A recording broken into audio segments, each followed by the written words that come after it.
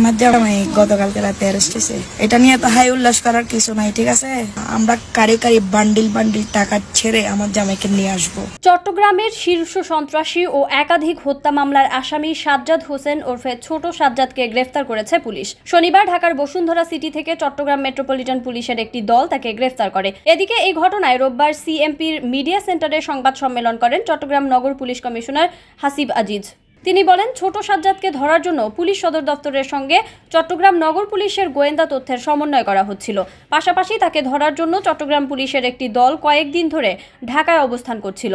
উপ police commissioner আমিরুল ইসলামের নেতৃত্বে অতিরিক্ত উপ পুলিশ কমিশনার মোহাম্মদ জাহাঙ্গীর আলম সহ সিএমপির একটি বিশেষ দল গোপন সংবাদের ভিত্তিতে রাত 9:30টায় Dhaka Bashundhara city shopping complex এলাকায় বিশেষ অভিযান পরিচালনা করে। এ সময় চট্টগ্রামের অস্ত্রধারী শীর্ষ সন্ত্রাসী ছোট সাজ্জাদকে গ্রেফতার করে। শনিবার রাতেই সামাজিক যোগাযোগ মাধ্যমে তার একটি ছবি ছড়িয়ে পড়ে, যেখানে সাজ্জাদকে ছেঁড়া শার্টে দেখা যায়। সাজ্জাদ পালানোর চেষ্টা করায় পুলিশের সঙ্গে ধস্তাধস্তিতে তার শার্ট ছিঁড়ে যেতে পারে বলে ধারণা কমিশনার হাসিব আজিজের।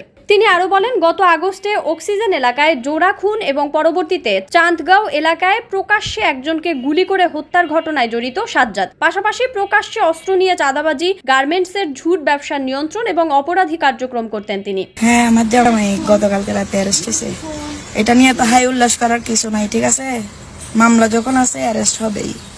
এগুলা নিয়ে এত টেনশন করে দুঃখ প্রকাশ করে কান্নাকাটি করার কিছুই নাই।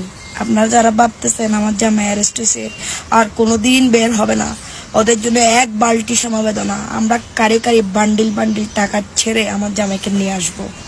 আমার জামাই বীরের বেশে চলে আসবে এবং যারা এই ঘটনা ঘটাইছে তাদেরকে ছাড় দেওয়া হবে না, মাথায় রেখো। এতদিন আমরা পলাতক ছিলাম, এখন তোমরা পলাতক থাকার বেলা। এখন আমার জামাই আইনি প্রক্রিয়া শেষ করে আমার কাছে আসবে, তখন আমার খেলা শুরু হবে। খেলা মাত্র শুরু করছো তোমরা, শেষ করবো আমরা, ঠিক আছে?